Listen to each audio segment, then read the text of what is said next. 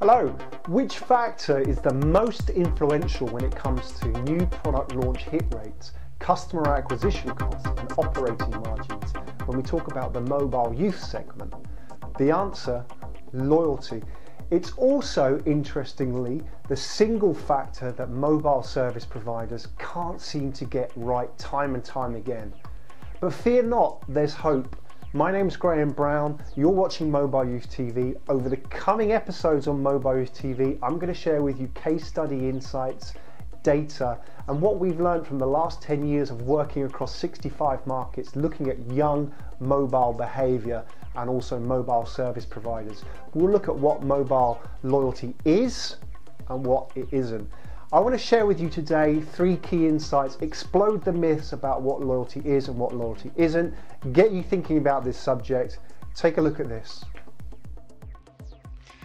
Okay, so let's have a look at those 3 key myths that I want to share with you today. Explode a little bit of the false thinking that we have today in mobile, and also show you the 3 areas that mobile service providers consistently get wrong when it comes to youth loyalty.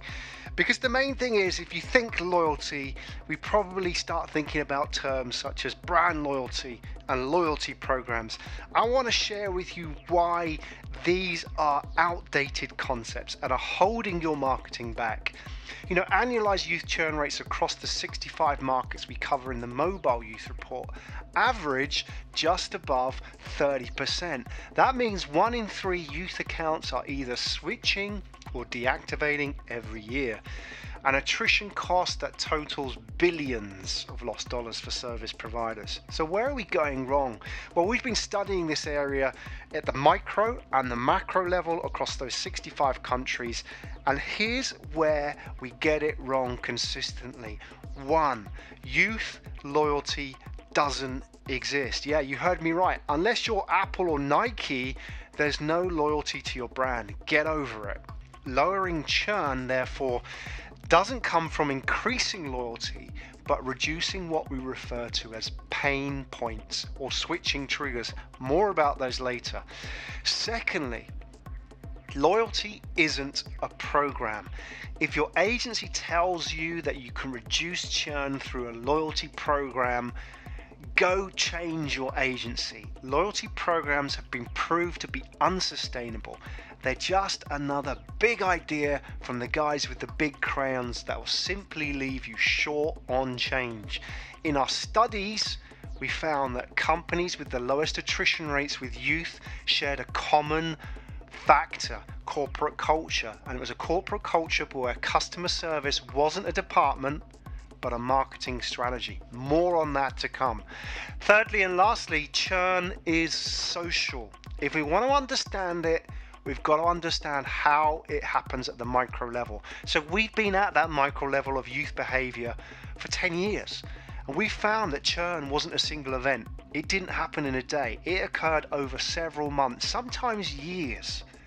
And it was often made not by looking at an advert or an offer, but on the recommendation and advice of peers, many peers. In fact, we found super influencers among youth, and these were youth who were responsible for switching up to 100 of their friends during any given year. Imagine that if the super influencers were on your side.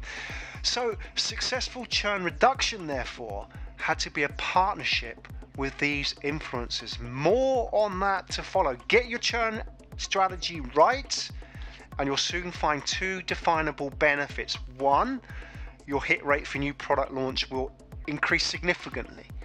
Look out for case study evidence in future TV shows. And secondly, retention is the new acquisition. That's right. Providers we found in our research who focused on keeping existing customers were the ones who, by virtue of earned media created by youth peer recommendations, also were the best performers on net additions. Okay, that will have whet your appetite, but that's all we have time for today. Stick around, bookmark this URL, because over the coming weeks I'm going to share with you those case study insights, the data from 65 markets, as well as our learning across those markets from the last 10 years. My name's Graham Brown, you've been watching mobileYouth TV. Until next time, goodbye.